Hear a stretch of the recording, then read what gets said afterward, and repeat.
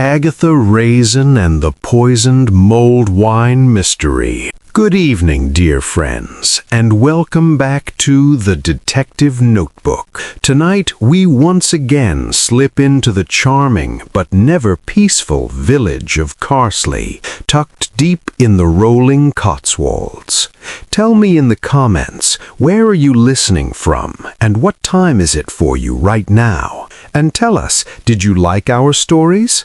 I love seeing your suggestions that will help our channel to grow. Before we begin, feel free to tap the like button and subscribe, only if this kind of cozy chaos is your cup of tea. It truly helps the channel grow and keeps these mysteries coming your way. Now, settle in, dim the lights, and grab a cup of tea, because tonight, again, we are going to steps into Agatha's world. Chapter 1. Frost, Firelight, and Female Rivalry. Agatha Raisin woke to frost edging the bedroom window like lace she had not invited. Cosley lay quiet, the sort of quiet that suggested anticipation rather than peace. She swung her legs from the bed, glared at her slippers, and put them on anyway. They were sensible, warm, and deeply unattractive, which offended her mood before she had even reached the kitchen. Downstairs, the kettle was coaxed into life, and coffee grounds were measured with deliberate aggression. She liked her coffee strong enough to peel wallpaper, possibly paint, and ideally regret. It was the only reliable thing in the mornings. The toast popped up, pale and innocent. Agatha buttered it, then scraped most of it off, announcing to the empty room that it was basically dry. Hodge sat on the counter, tail twitching, unimpressed. Boswell waited by the bowls, eyes narrowed, his expression suggesting she had already disappointed him today, and it was not yet 8 o'clock. Feeding them was a precise ritual. Any deviation resulted in commentary. She poured, adjusted, poured again.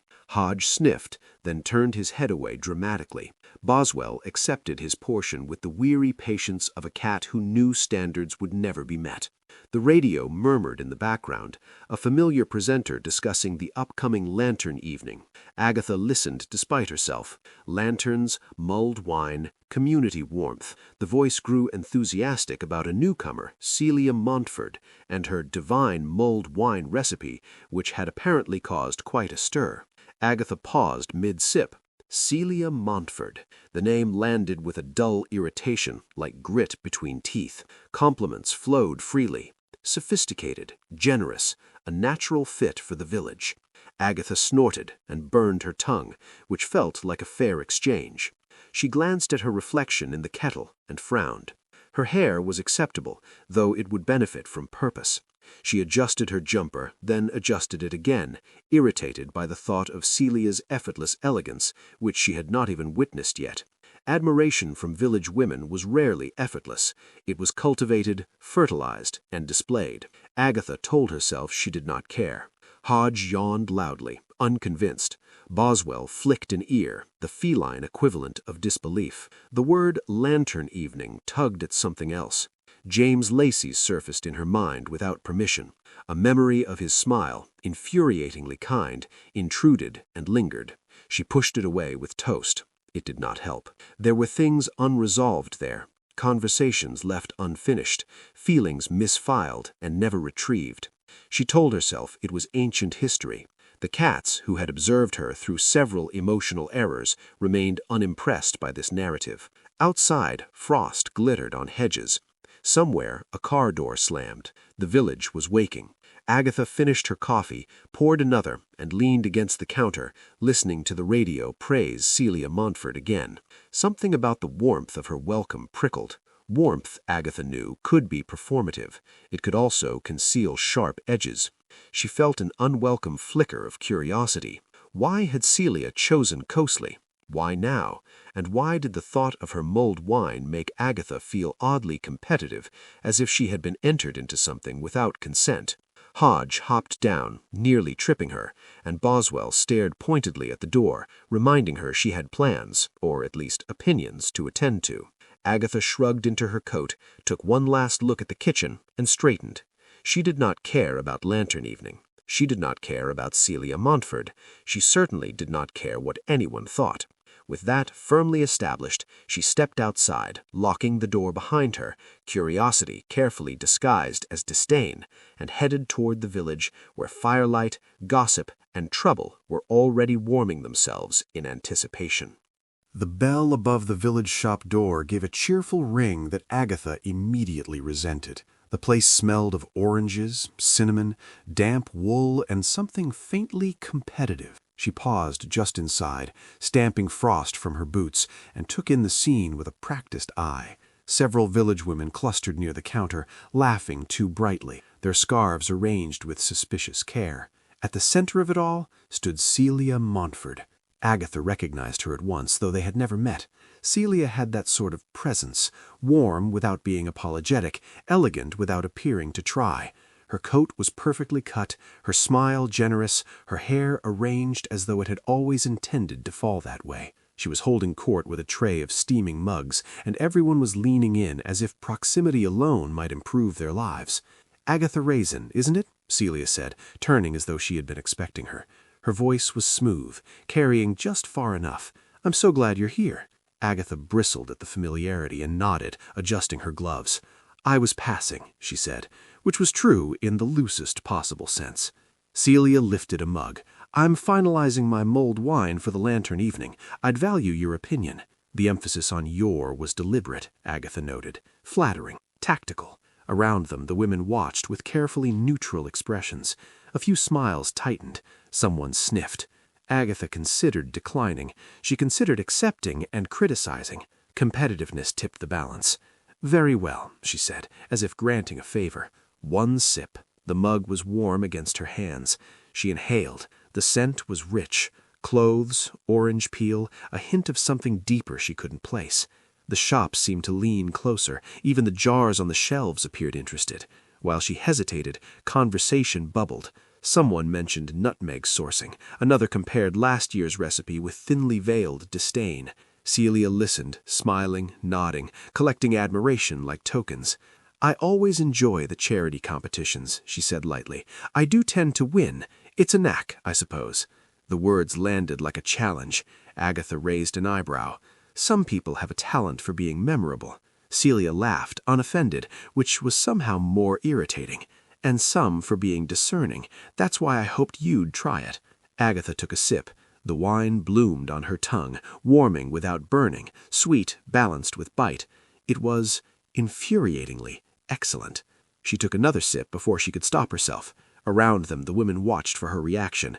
One shifted her weight. Another's smile slipped for a fraction too long. Said Agatha, non-committally. "Perfectly adequate." Celia's eyes sparkled. "High praise from you, I hear." Agatha pretended to examine a display of biscuits, buying time. She noticed the tension now, the undercurrent beneath the cheer. Admiration, yes, but edged with resentment. A glance that lingered too long, a laugh that came too late. Rivalries simmered quietly like pots left unattended. "I'll be setting up early on lantern evening. Perhaps you'd like to come by, see the lanterns go up." Agatha hesitated. Her instincts whispered caution. Her pride whispered challenge. "I may," she said, "if I'm free." Celia's smile softened, just a touch. "I hope you are." Agatha handed back the mug, her fingers lingering on the warmth. As she turned to leave, the bell chimed again. Outside, the cold bit sharply, a contrast to the heat still curling in her chest. She walked away, unsettled.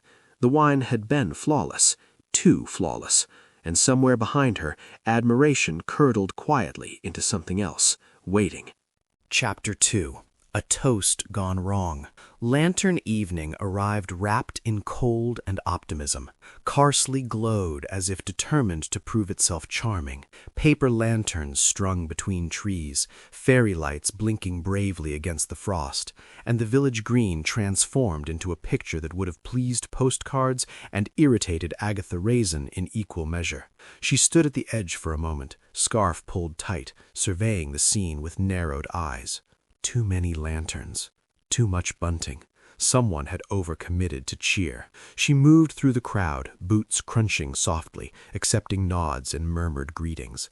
Steaming mugs sent up fragrant clouds, cinnamon, orange, wine, and the sound of laughter drifted warmly despite the cold.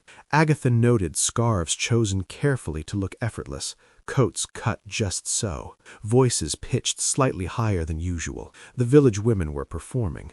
She recognized the signs because she had once done the same, and occasionally still did, though with more self-awareness and less enthusiasm. At the center of it all stood Celia Montford. Celia presided over the mulled wine table like benevolent royalty, lantern light flattering her features.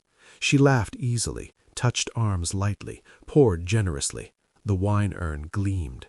Agatha felt an unexpected flicker of irritation at how naturally Celia occupied the space, as though she had always belonged there. Several women hovered nearby, competing subtly, laughter timed just right, compliments sharpened, glances flicked towards Celia and back again. One woman adjusted her scarf 3 times in as many minutes. Another leaned in too close, smile fixed. Agatha accepted a mug from someone she barely knew and sipped cautiously. Around her, jokes flew. Someone tripped and laughed. Someone else flirted badly. The warmth worked its way through the crowd, loosening tongues. Agatha circled, listening more than speaking, criticizing centerpieces and lantern placements in her head. Too low, too bright, too earnest. She spotted James Lacey across the green, deep in conversation, and felt an unwanted tightening in her chest. She looked away quickly, annoyed at herself. Celia raised her mug slightly, addressing a small cluster. "Isn't it lovely?" she said. "Community warmth does wonders in winter." Agatha snorted softly. Community warmth often hid frost beneath, but she said nothing. She noticed instead how often people refilled their mugs themselves, how hands brushed the table, how easily one might switch cups without notice. It was an idle observation, nothing more. At least, she told herself it was. Then the scream came. It cut through the laughter, sharp and wrong, silencing the green as effectively as a snapped wire. Heads turned in unison. Agatha's stomach dropped. She saw Celia stagger, her smile faltering, color draining from her face. The mug slipped from her hand and shattered on the frost-darkened ground. Red wine splashed like a stain no one could ignore. Celia collapsed. For a heartbeat, no one moved. Lanterns flickered. Steam curled uselessly upward. Then chaos surged forward. Someone shouted her name. Someone else knelt. Agatha pushed closer, heart hammering despite herself. Celia lay still, eyes unfocused, breath shallow and uneven. The warmth that had wrapped the evening moments before evaporated, replaced by a biting cold that felt sharper than the air. "Call an ambulance," a voice cried. Agatha stood frozen, staring at the spilled wine soaking into the ground, vivid against the frost. Her mind raced. Wine, mugs, hands everywhere. She felt a prickling unease deepen into certainty. Something was terribly wrong. As sirens wailed faintly in the distance, the lanterns continued to glow, absurdly cheerful, illuminating faces now etched with shock and fear. Agatha drew a steadying breath. Lantern evening had delivered its warmth, and then stripped it away, and whatever had happened here had not been an accident. By the time the ambulance doors closed, Lantern evening had lost its appetite for cheer. The lanterns still glowed, stubborn and festive, but their light now fell on tight faces and clasped hands. Steam rose from abandoned mugs, curling into the cold like ghosts unsure where to go. Agatha stood slightly apart, arms folded, watching. Shock moved through the crowd in uneven waves. Some people cried too loudly. Others not at all. A police officer spoke quietly into a radio. Word traveled quickly and inaccurately, as it always did in Carsley. Agatha heard phrases drift past. Reaction, collapsed, must have been ill. Then a firmer voice cut through the speculation. Poisoning. The word settled heavily, undeniable. A woman gasped. Someone swore. Someone else fainted, which Agatha found irritatingly theatrical given the circumstances. Agatha's gaze sharpened. She had learned, over years of corporate warfare and village theaters alike, to read reactions. Grief could be genuine or performative. Calm could be composure or calculation. She noticed one woman clinging to another with exaggerated despair, glancing around as though checking who might be watching. Another stood perfectly still, eyes downcast, breathing slow and even, too even. Agatha filed the impressions away without knowing why. Habit, she told herself. Old habits died hard. Her thoughts circled back to the village shop, to Celia's smile and that insistence. I'd value your opinion. The wine had been perfect then, perfect and harmless. Agatha's stomach tightened. Why had Celia wanted her to taste it personally? A compliment? Or something else? The question refused to settle. Agatha? She turned to see Bill Wong approaching, coat collar turned up, expression tired but alert. Bill always looked as though he'd been expecting trouble, even when it surprised him. He nodded once, professional, familiar. You all right? I'm fine, Agatha said briskly. She isn't. Bill followed her gaze to where Celia had fallen. So it seems. They walked a few steps away from the crowd. Agatha kept her voice low. Everyone drank the same mulled wine, yet only Celia collapsed, she said, as though discussing the weather. You noticed that quickly, Bill said. I notice things, Agatha replied. It's a flaw. He sighed. We'll be taking statements. Of course you will, she paused, then added lightly. You'll want to know people were helping themselves to refills, cups everywhere, very communal. Thank you, Bill said, though his tone suggested he suspected more was coming. Agatha shrugged. Just village gossip. Bill's eyes narrowed. Gossip gets people into trouble. Then it's lucky I'm very careful, she said sweetly. Around them the crowd thinned as people were ushered away. The cold deepened. Someone kicked at the frost-stiff ground where wine had spilled, as if hoping to erase it. Agatha felt a strange, unwelcome sense of responsibility. She had tasted the wine earlier. She had been invited in, singled out. The thought lodged under her ribs. Agatha, Bill said quietly, this could get unpleasant. She met his gaze. It already has. He hesitated, then spoke more firmly. Stay out of it. Agatha smiled thinly. I always do. They both knew it was a lie. As Bill turned away, Agatha looked back at the lanterns, their glow now casting long, distorted shadows. Someone wanted Celia gone. Not the wine, not the evening. Celia. And that made it personal. Chapter 3. Spices, Smiles, and Sharp Edges. Agatha Raisin's kitchen had regained its usual order by the time she returned, which did nothing to improve her mood. Disorder she could manage, silence less so. Hodge announced her arrival with an indignant yowl, while Boswell sat beside the food cupboard, staring at it as though willing it to open through sheer moral authority. Agatha checked the clock and sniffed. It's early, she said. You've both had dinner. Hodge disagreed vocally. Boswell disagreed philosophically. She sighed, removed her coat, and poured a token handful of kibble, which was received with all the gratitude of an insult. The kettle went on. Tea was required, preferably strong enough to blur unpleasant images. Lanterns, wine, Celia collapsing. Agatha closed her eyes briefly and leaned against the counter until the moment passed. Her gaze drifted to the spice rack above the stove. Cinnamon sticks, cloves, nutmeg, star anise. She reached for a jar, unscrewed the lid, and inhaled. Sweet, warm, familiar. She lined several jars on the counter, curiosity sharpening despite herself. Fetching a saucepan, she poured in water, then wine, then began adding spices with careful fingers. The scent bloomed quickly, filling the kitchen with something comforting and dangerous all at once. Hodge leapt onto the counter and sniffed, recoiling dramatically. Boswell watched from the table, tail flicking in judgment. You're impossible, Agatha told them. This is research. She tasted, grimaced, adjusted. A little more clove, a pinch too much nutmeg. She frowned, added honey, then paused. With the right balance, bitterness vanished completely. Masked, buried. The realization settled unpleasantly. It would not have been difficult. Anyone with access to spices and time could manage it. The thought made her stomach tighten. Hodge attempted to paw at a cinnamon stick. Agatha swatted him away gently. This is not for you. Boswell sniffed the air, sneezed, and turned his back, clearly offended by the entire concept. Agatha poured the mixture down the sink, rinsed the pan, and stared at her reflection in the dark window. Celia's face surfaced in her mind again.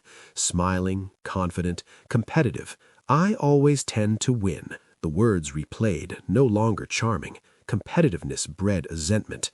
Agatha knew that better than most. She had built a career on outpacing others and had collected enemies along the way, though rarely with lethal intent. She dried her hands slowly. Something else nagged, a detail from the green that refused to settle. She closed her eyes, replaying the moment. Celia holding the mug, the way it had slipped, the pattern on the ceramic, not the same as earlier. Agatha's eyes snapped open. That wasn't her mug, she said aloud. Hodge looked up, hopeful. Boswell blinked once, unimpressed. Celia had been using a different mug at the shop, pale blue, slightly chipped. At Lantern Evening it had been red, with a wreath motif. Communal mugs, yes, but Celia had been particular. Agatha remembered that clearly. She prided herself on presentation.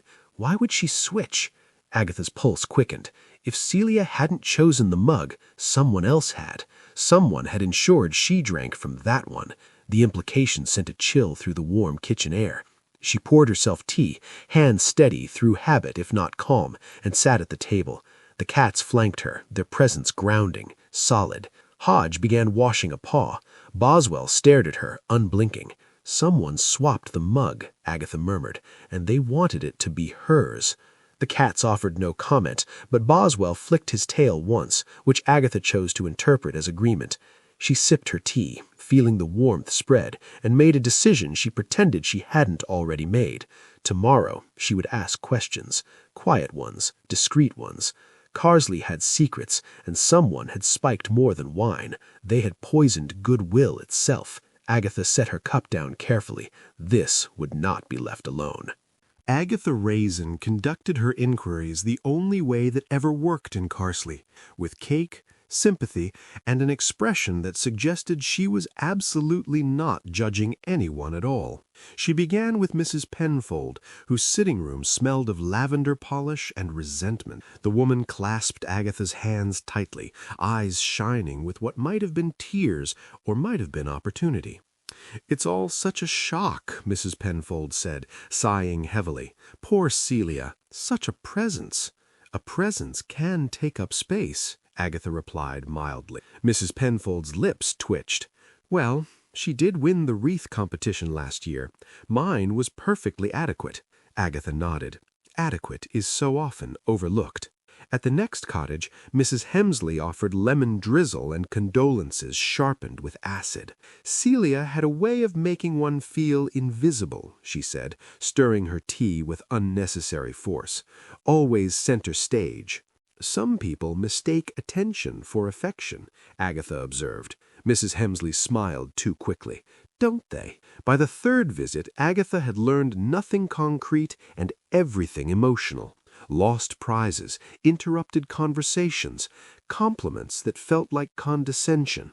One woman mentioned Celia had suggested her scarf choice was brave. Another recalled being thanked publicly for help she hadn't offered. Small slights, delivered beautifully.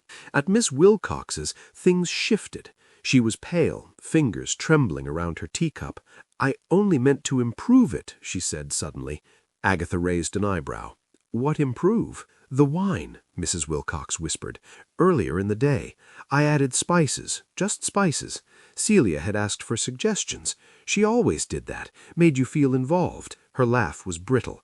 "I never imagined." Agatha's stomach tightened. "What did you add?" "Clove, a touch of nutmeg, nothing harmful."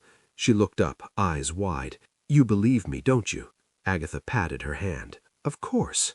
At the final stop, Mrs. Cartwright's door opened only a fraction. "She had something on me," she said flatly. "Celia. She knew about the committee funds. Nothing serious, but enough. She hinted." Her jaw tightened. "I hated her for it." Agatha walked home under a sky heavy with cloud, thoughts tumbling, jealousy, sabotage, blackmail, motives tangled like ribbon. Someone had altered the wine, yes, but not to kill. Someone else had escalated. Someone precise, intentional. She paused, breath fogging. Jealousy explained resentment, not murder, and that meant something colder had entered the cup. Agatha squared her shoulders and continued home. The truth was there, somewhere between smiles and spices, and she intended to find it. Chapter 4. Red Herrings in Red Wine. Agatha Raisin was halfway through rearranging her spice rack for the third time, purely for order, not nerves, when the knock came at the door. She froze, cinnamon jar in hand, irritation flaring before curiosity caught up. No one knocked like that except people who assumed familiarity. She opened the door with her chin lifted and her expression already sharpened. James Lacey stood on the step, hands in his coat pockets, cheeks pink from the cold. He looked annoyingly well, the sort of well that suggested brisk walks, good sleep, and emotional balance, all deeply suspect qualities. "I heard," he said, unnecessarily, "about Celia." Agatha stepped aside with exaggerated politeness.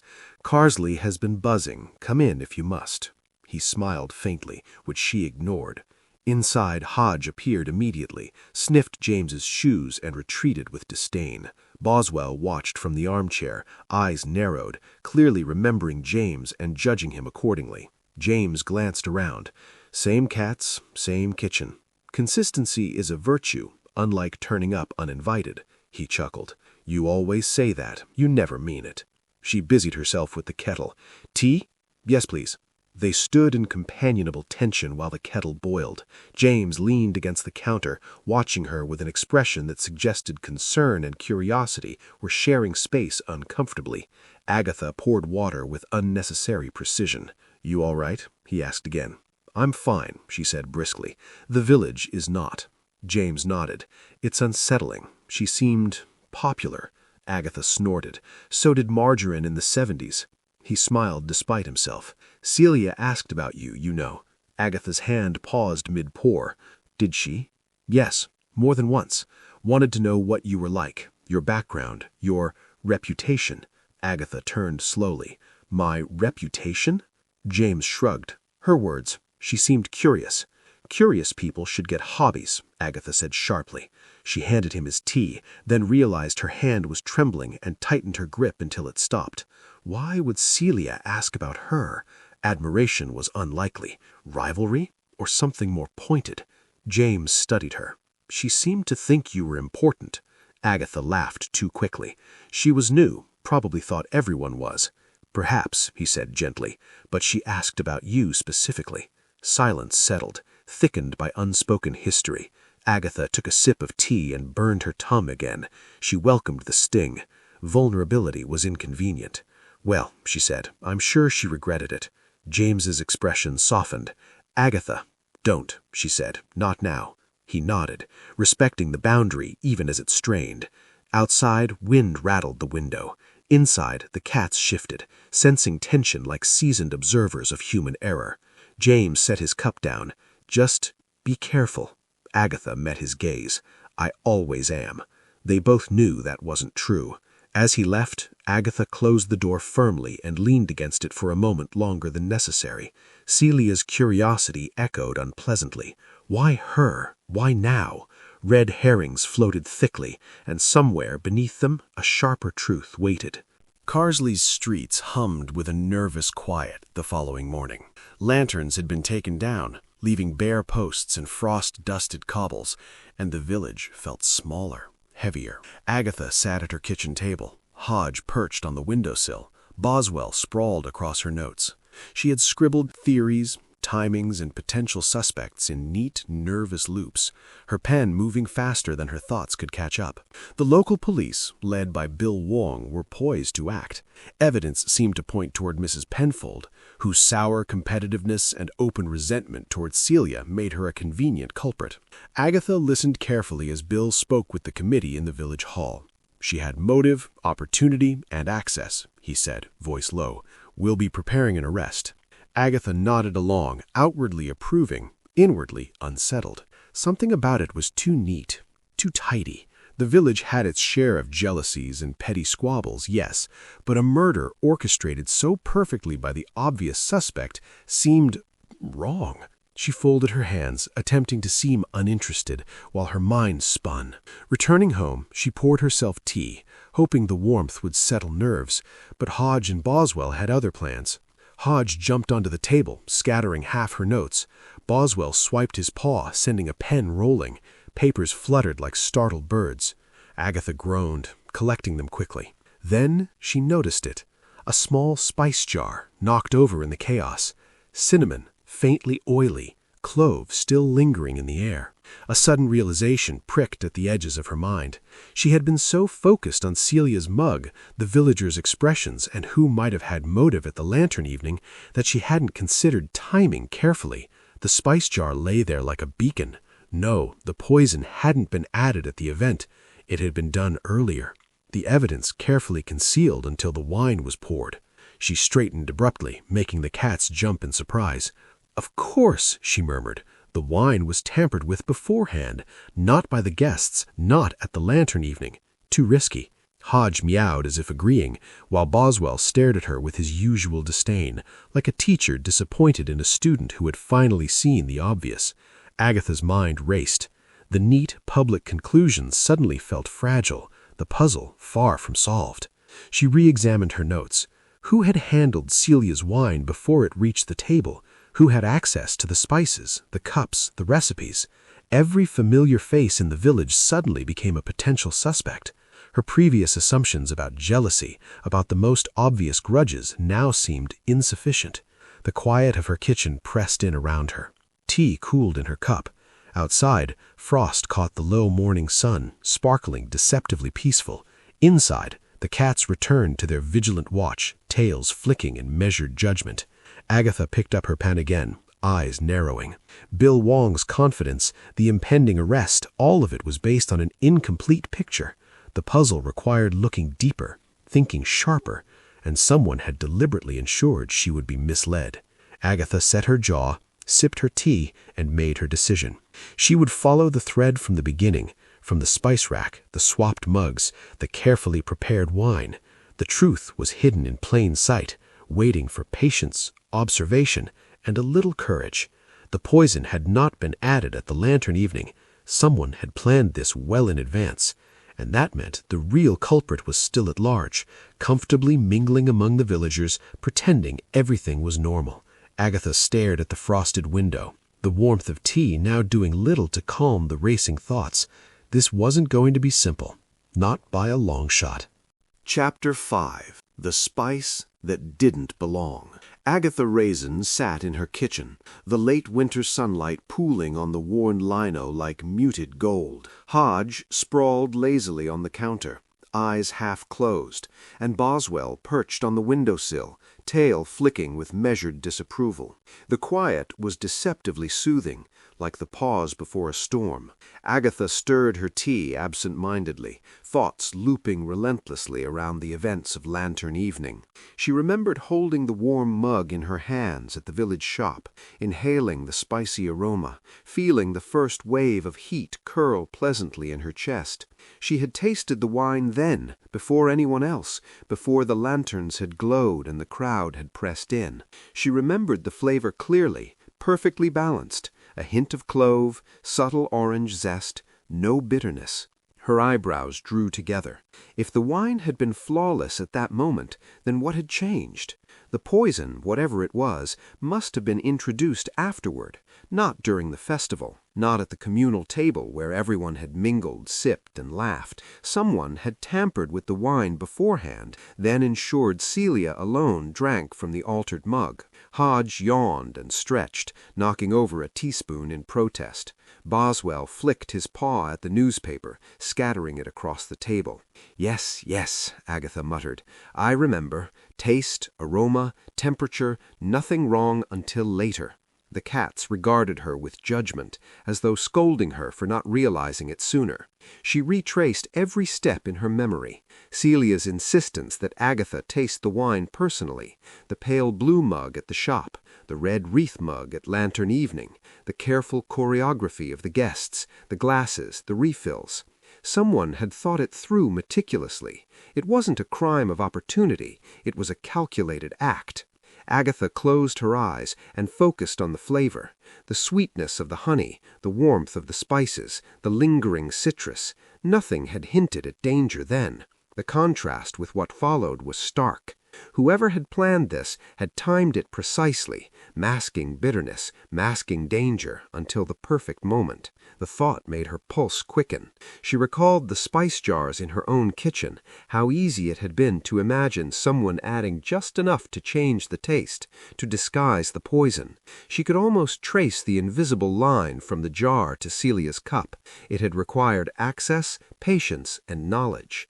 Not a random act, not impulsive. Someone had wanted Celia specifically gone. Hodge and Boswell offered no comfort, only intermittent meows and disdainful glances.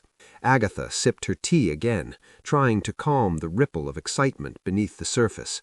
Her own taste memory, so vivid, was now a weapon. She could separate what had been perfect from what had been corrupted. A plan began forming, tentative and careful. She would revisit the shop, review the cups, the spices, even the order in which Celia had poured her wine. Observations, recollections, and the faintest details might reveal the true culprit. Someone had thought the village to be distracted, to admire the lanterns, the lights, the warmth, and in that distraction they had acted. Agatha set down her mug, warmth spreading through her fingers, and glanced at the cats. "We're going to find this out," she said softly. Hodge stretched again, unimpressed, while Boswell's gaze lingered on the windowsill, perhaps agreeing.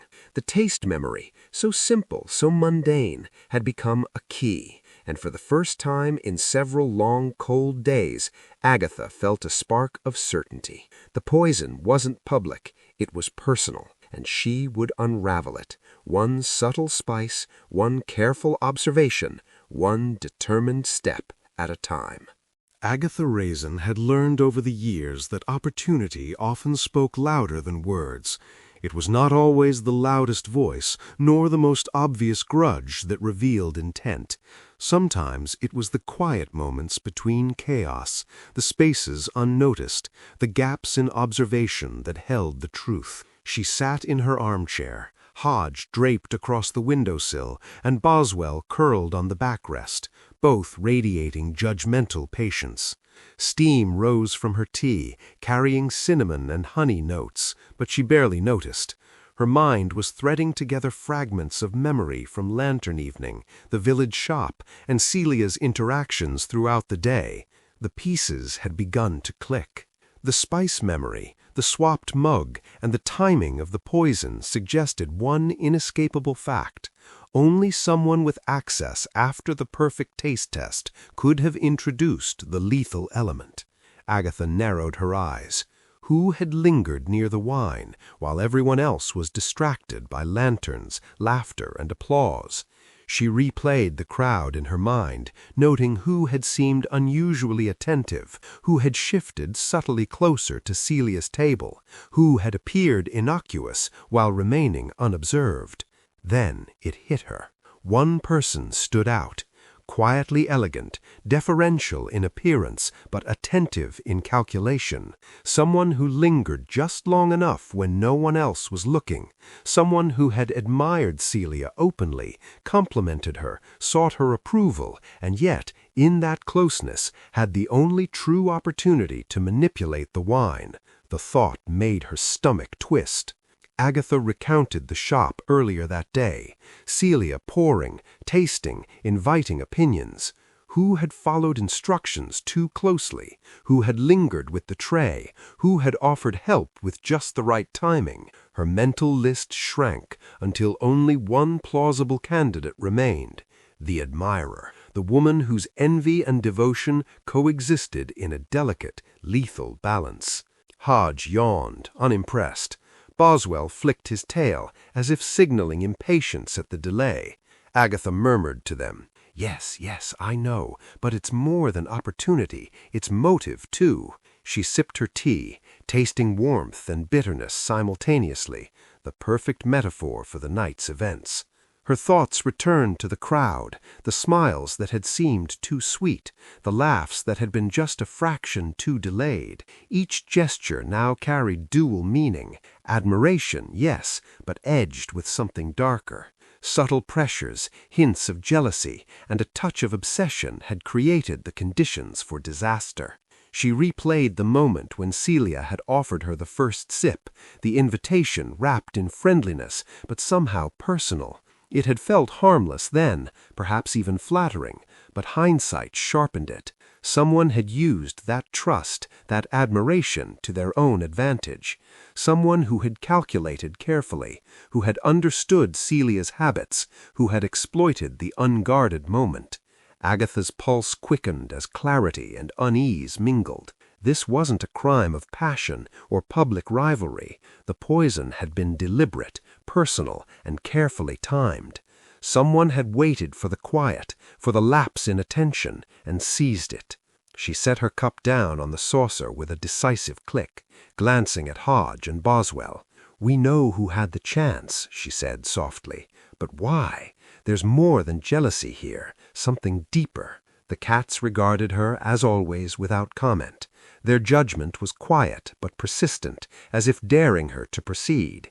Agatha leaned forward, resting her elbows on her knees.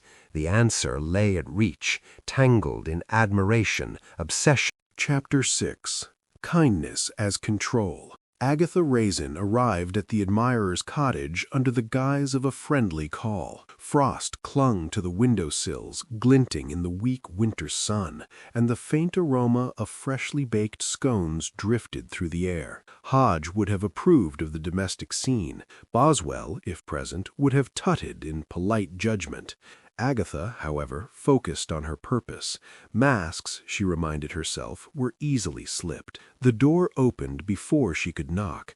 The woman's smile was practiced, warm, inviting, the kind of smile that suggested openness while hiding every intention. She gestured for Agatha in, voice soft, almost sisterly. "So thoughtful of you to come by. Tea?" "Of course," Agatha replied, stepping inside, noting the cozy clutter, embroidered cushions, and overfilled bookcase, the faint scent of rosewater, all comfort, all illusion. She settled in a chair, Hodge and Boswell nowhere to offer perspective, leaving her entirely on her own observational skills. They sipped tea, small talk drizzling over them like polite rain. Agatha listened carefully, noting the cadence, the micro-expressions, the flicker of impatience when she praised Celia's wine, the slight tightening of her hands when she mentioned Lantern Evening. Beneath the surface, the warmth of her kindness was brittle. "I can't imagine why anyone would want to hurt Celia," the woman said lightly, tilting her head, eyes bright but calculating. "She was so generous, so full of life." Agatha's brow lifted slightly. "Generous," she echoed. "She could also be exacting, very precise, perhaps even intimidating." The woman laughed, soft, melodic. "Intimidating? Perhaps, but never cruel, always helpful." Her hands rested in her lap, wrists crossed neatly, yet they were tense. Agatha noticed the faint tremor, the way her smile flickered at the edges, a mask beginning to crack.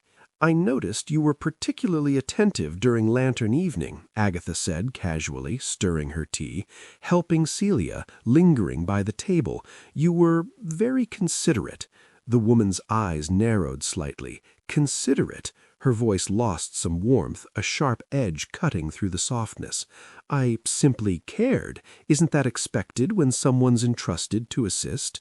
Agatha allowed a pause, raising her teacup. "Care can be dangerous. Sometimes kindness is the mask for control." The reaction was immediate. The smile stiffened, the pleasant tone faltered. "Control? That's an accusation I find surprising," she said, voice measured, but the sharpness betrayed her. She sipped her tea slower than necessary, eyes flicking to the window as though calculating escape. Agatha leaned forward, elbows resting lightly on her knees.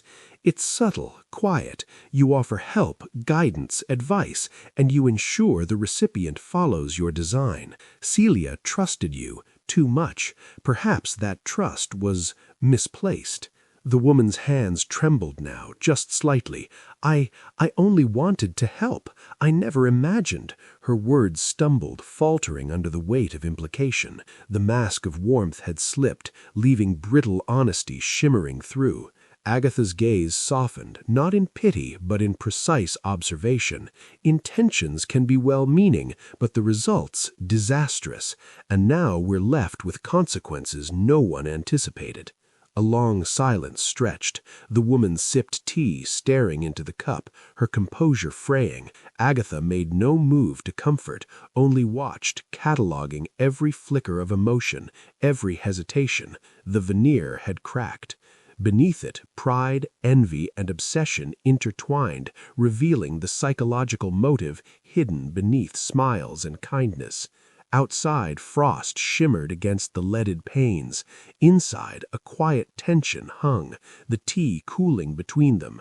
Agatha had seen enough. Masks slipped, and intentions were clearer, and somewhere in the brittle kindness she sensed the final pieces of the puzzle beginning to align. Agatha Raisin left the admirer's cottage with the weight of insight pressing against her ribs. Frost glimmered on the hedges and garden path, the weak winter sun striking it like scattered diamonds. Hodge would have judged the walk unnecessary.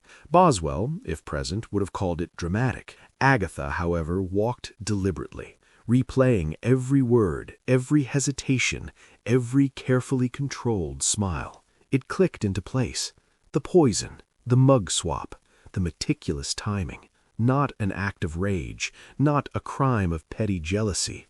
No, this was something more calculated, more insidious. The gesture had been deliberate, disguised as generosity, presented as care. It had been framed as protection. The woman had believed she was doing what was best for Celia, controlling the environment, shaping the outcome, eliminating perceived threats under the guise of concern. Agatha sipped the warming tea she had carried in a thermos, breath fogging in the cold air, and considered the audacity of the act. Who could have thought that kindness itself could mask intent so lethal? It was intimate, precise, personal. It relied not on public argument or dramatic confrontation, but on trust. And that trust had been exploited. The memory of Celia's cheerful acceptance of Agatha's tasting, so confident, so open, now took on a different hue.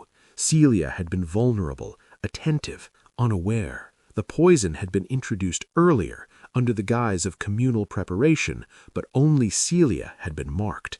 The murder had been framed as an act of care. To everyone else it had seemed safe, even thoughtful. Agatha's steps quickened along the frosted path, mind cataloging the implications. How easily appearances could deceive, how the public perception of a harmless gesture could hide deadly intent. The admiration had been the mask, the act the knife concealed beneath. She pictured the lantern evening again, the glowing lights, the chatter, the mugs, the laughter. Beneath it all, one carefully orchestrated act had gone unnoticed. Until now. Hodge leapt onto her shoulder in protest as she paused by the village green. Boswell appeared from nowhere to stare disapprovingly at a discarded lantern. Agatha smiled faintly at their silent commentary, but there was no humor in the revelation. This was serious, coldly calculated, yet disguised in warmth. She thought about the villagers, their gossip, their small rivalries, their clipped smiles. All of it was irrelevant. The act had been intimate, singular, personal. Someone had determined what was best for Celia and had acted, confident in their moral justification, and that made the crime all the more chilling. At the village shop she paused, remembering Celia's ease with the wine, the invitations, the shared smiles. How naturally she had trusted the world, and how cruelly that trust had been turned against her. Agatha clenched her hands around her tea. This was no ordinary grudge. It was an assertion of control, a belief that one could shape fate itself, disguised in softness and warmth. The puzzle was nearly complete, the final pieces aligning in her mind.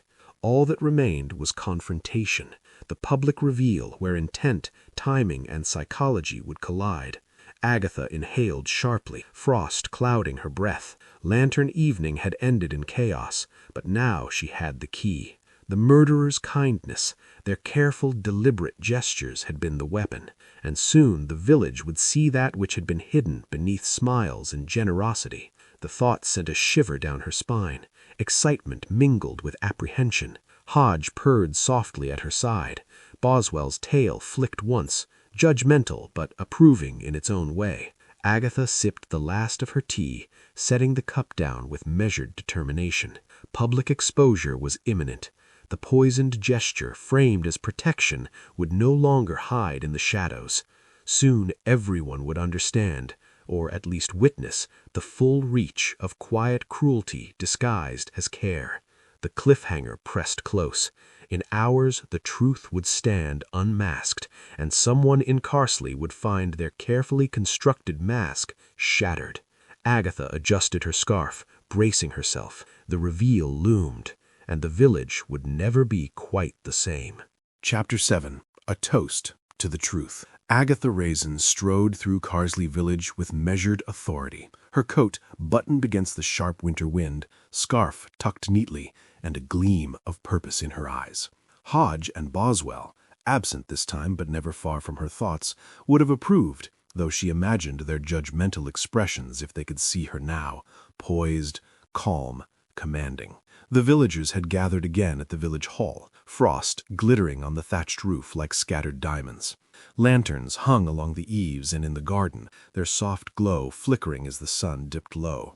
The smell of pine boughs and warming cider mingled with smoke from the fireplace inside. Everyone murmured among themselves, uncertainty lacing their words.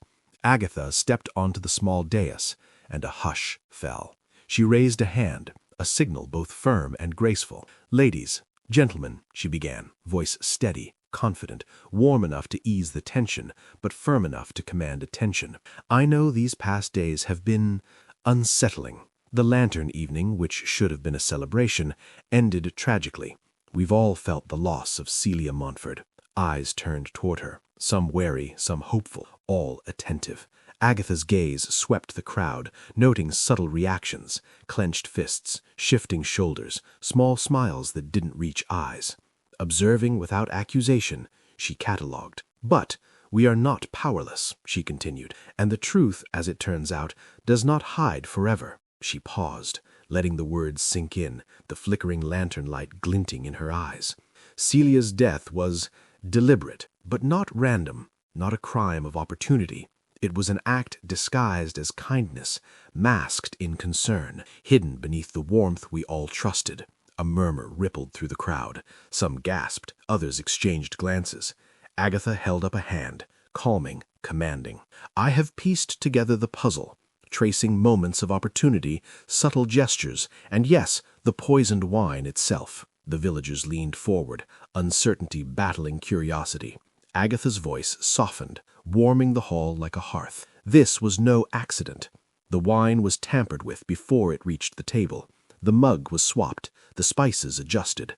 Someone close to Celia, who admired her, trusted her, and yet acted to control her fate." A hush fell. Agatha allowed it. Suspense had its purpose. She said, "We all know jealousy can twist hearts," a wire note of humor breaking the tension briefly. "We've seen it in competitions, in compliments that sting, in smiles too sweet. But in this case, admiration turned lethal." She stepped closer to the edge of the dais, voice rising just enough to reach the far corners of the hall. "The person responsible believed they were helping, protecting, guiding, but in truth, they orchestrated the ultimate betrayal." Eyes widened, whispers rising like cautious wind through the rafters. Agatha let the suspense linger, giving the crowd time to grasp her words. "And now, the full truth is clear." A final pause, breath visible in the cold winter air, and the villagers leaned in, sensing the climax. Agatha's gaze settled on the admirer she had confronted, noting the faint tremor in her hands, the tightness of her lips, the faltering mask. "This was not an act of rage," Agatha said, voice unwavering. "It was controlled, disguised as care, kindness weaponized." And the lantern evening, which should have been a celebration, became the stage for one individual's dangerous illusion of guidance. Murmurs surged into audible acknowledgement, the warmth of realization mingling with frost on the windows. Agatha's hand gestured toward the accused, calm, precise, confident. "And so, the truth stands before you. The mask is gone. The deception ends here." Outside, the lanterns flickered in the dusk, casting long, clear shadows. Inside, Agatha's calm authority anchored the room. The village had witnessed the unraveling of quiet cruelty, the revelation of intent, and the triumph of observation, patience, and courage. Hodge and Boswell, in her imagination, nodded approvingly. The stage was set for justice, and for the first time in days, Carsley felt ready to breathe again, to step out from the shadow of a poisoned gesture. The public reveal had begun, and the village would never look at lantern evenings or small acts of kindness in quite the same way. Agatha Raisin's gaze swept the room like a practiced detective's lens. Lantern light reflected off the frost-streaked windows, casting a golden glow on expectant faces. Hodge would have curred in approval. Boswell's imagined sigh of judgment pressed on her conscience like an invisible metronome. Every villager was watching, waiting, the air taut with anticipation. She spoke with calm precision, voice carrying across the hall. Celia Montford's untimely death was not an accident, nor the result of petty rivalry. It was an act committed with careful planning, disguised as concern, and executed under the pretense of kindness. Whispers rippled like soft gusts through the crowd. Agatha allowed the pause to linger, letting tensions settle like frost on the window-sill. Then, eyes locked on the woman who had smiled too sweetly throughout the investigation. The admirer's hands trembled, one clutching the edge of her chair, the other pressed over her chest. Agatha stepped forward. "You were the only one with quiet access to the wine after Celia trusted it to your care. You manipulated the spices, switched the mug, and timed the act so that everyone else remained oblivious. You believed you were protecting her reputation, guiding her life, shielding her from embarrassment." The woman's lips parted, a faint murmur escaping. I didn't mean." Agatha shook her head slowly. "Intent does not erase consequence. You decided who would live and who would die, thinking yourself wise, considerate, kind. But kindness without consent is control, and control, wielded in secrecy, can be lethal." Murmurs grew louder, some villagers gasping, others leaning forward, captivated. The admirer's carefully maintained composure cracked, a quiver in the jaw, a fleeting glance toward the floor betrayed the inner panic. At that moment, Bill Wong stepped forward, calm but resolute. "Agatha Raisin, your observations have clarified the sequence of events, and you are correct. This was no accident." He produced handcuffs with measured authority. "Ma'am, I am placing you under arrest for the deliberate poisoning of Celia Montford." The woman's face paled, and her eyes darted around the room, perhaps searching for an escape that did not exist. Her carefully cultivated mask of sweetness fell away completely, revealing fear, guilt, and the faintest trace of self-justification. I only wanted to protect her," she whispered, voice trembling. "Protect her," Agatha's tone was firm but not unkind. "By deciding her fate for her? By taking control of her life, her choices, her trust? Protection requires consent, not deception, not poison." Bill Wong moved forward gently but decisively. The woman's hands lifted in reluctant compliance, and the handcuffs clicked into place. Shock and relief mingled across the crowd. Shock at the truth, relief that the mystery was finally resolved. Agatha stepped back, allowing the village to absorb the revelation. The admirer, now unmasked, was led through the hall, head bowed.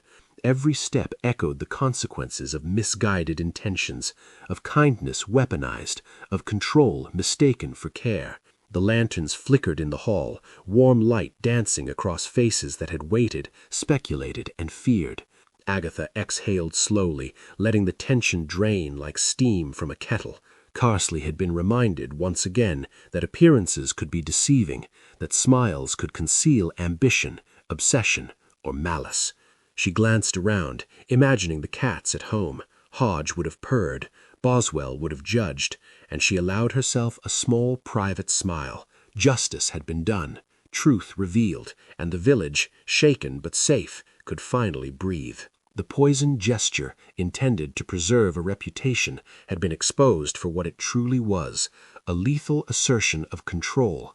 Agatha's steady observations, quiet determination, and insight into human nature had uncovered the murderer and restored order to Carsley, at least for now.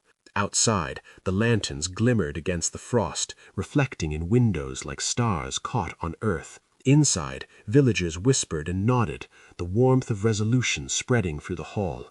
Agatha Raisin, calm, commanding, and ever perceptive, allowed herself the briefest of satisfied smiles. The case was closed, the killer unmasked. Chapter 8. Warmth Returns. Agatha Raisin stepped into her cottage, the familiar scent of wood smoke and lavender immediately wrapping around her like a soft, forgiving hug. Hodge leapt from the windowsill as if to declare, "Finally, she's home!" Boswell stretched elegantly across the armchair, tail flicking with the precise judgment only he could deliver. Agatha smirked.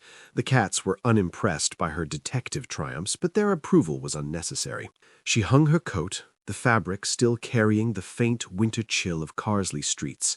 The kettle whistled softly in the kitchen, and she allowed herself a small sigh of relief. For the first time in days, the cottage felt like hers alone, a safe harbor after weeks of lantern-lit suspense and whispered speculation.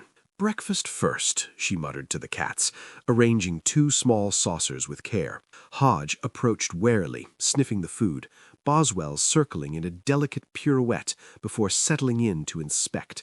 They ate with the sort of critical slowness that always reminded Agatha that life, no matter how perilous outside, had to be observed at the right pace.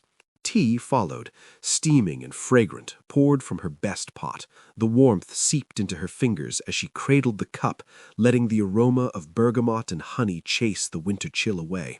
Outside, frost glittered in the soft morning light, but inside, the cottage radiated comfort. Agatha moved through her small domestic routines with deliberate care, checking that the spice jars were aligned, dusting off the counter where Hodge had batted stray crumbs, making sure the firewood stacked neatly in the hearth would last through the afternoon. Each motion grounded her, reminding her that life, even after murder and misdirection, could return to ordinary rhythm. She thought briefly of Celia, now gone, and of the admirer whose motives had been unmasked and justice administered. There was satisfaction in resolution, but it was quiet, almost private, not triumphant in the loud celebratory sense. Carsley would gossip, and the lantern evening would be remembered differently next year, but here, within these walls, peace could finally settle. Hodge curled on the windowsill, eyes half closed. Boswell rested his chin on the armchair, tail twitching with contentment. Agatha poured herself a second cup of tea, listening to the gentle crackle of the fire and the muted ticking of the kitchen clock. She allowed herself a small, wry smile. All in a day's work, she thought, though the cats would have scoffed at the phrasing.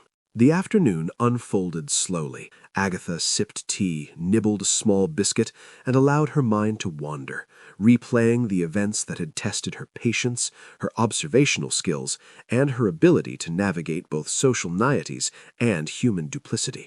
Each memory brought a mix of amusement and relief, the small absurdities, the quiet triumphs, the sharp glances, the moments of insight that had guided her through. Outside, the village carried on. Shops opened their doors, children skated across frost-glazed ponds, and the occasional lantern from a neighbor's home cast a golden glow. Inside, Agatha Raisin rested. The cats purred, the kettle hissed. Warmth returned. And in that domestic serenity, the quiet after the storm, she felt a sense of completeness.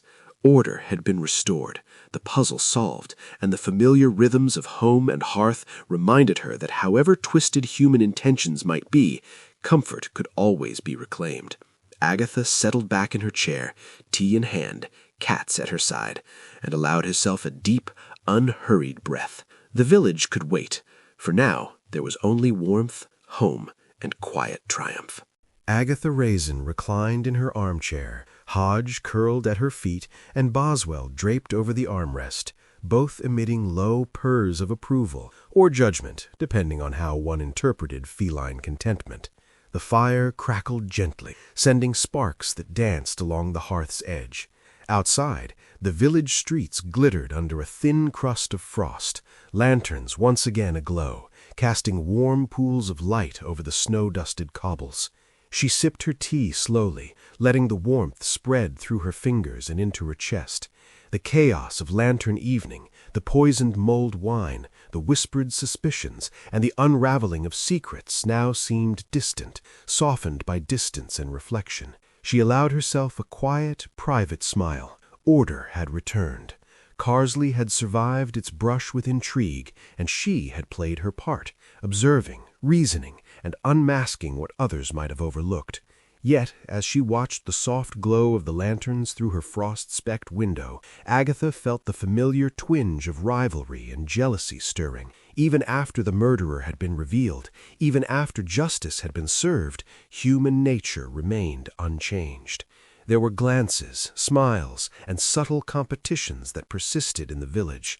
The placement of flowers, the sharpness of a joke, the comparison of new winter coats. She shook her head, smiling wryly at the thought. Some things, she murmured to Hodge, never change. Hodge responded with a soft meow, Boswell with a disdainful flick of his tail, as though agreeing that humans were hopelessly predictable. Agatha considered the women she had observed so closely, the admirer, the rivals, even Celia herself. Each had been guided by pride, fear, or desire. But the truth, the exposure of actions, motives, and consequences, had cleared the air. No longer did shadows of uncertainty linger. No longer did whispered suspicions cloud judgment. The lantern evening would be remembered for warmth, camaraderie, and light, rather than secret plots and hidden poison. The village's lanterns twinkled through the dusk, mirrored in the frost-coated windows of her cottage. Agatha allowed herself a moment of satisfaction, letting the glow fill both the room and her thoughts. Jealousy might always simmer under the surface, she knew, but honesty and transparency, revealed through careful observation and gentle persistence, could restore balance. She looked around at her own cozy surroundings, the neatly stacked spice jars, the kettle steaming softly on the stove, the cat's rhythmic purring. Each detail reminded her that comfort and safety were not abstract ideals, but lived realities. The warmth of her home, of restored order, and of understanding replaced the cold tension of uncertainty. A knock on the door startled her briefly. Outside stood a neighbor, rosy-cheeked from the frost, holding a small basket of homemade scones. "Thought you might enjoy a treat," the woman said, smiling. Agatha accepted the basket with a nod of thanks, returning the smile, feeling the tangible warmth of community, simple kindness, and shared experience. She returned to her armchair, placing the basket nearby. The cats investigated the new aroma with exaggerated curiosity, sniffing and prodding delicately, as though testing whether this kindness was safe. Agatha chuckled, the sound low and relaxed. Life in Carsley, with all its minor competitions and minor triumphs, was perfectly imperfect and wonderfully alive. As evening deepened, Agatha leaned back, tea in hand, lanterns twinkling beyond the frosted glass. Jealousies would persist, rivalries would endure, but tonight the village glowed not with suspicion or fear, but with light, warmth, and restored harmony. And in that glow, Agatha Raisin, ever observant, ever sharp, allowed herself a contented sigh. This was a better kind of warmth, the warmth of truth, resolution, and quiet triumph shared among neighbors, cats, and a cottage finally at peace.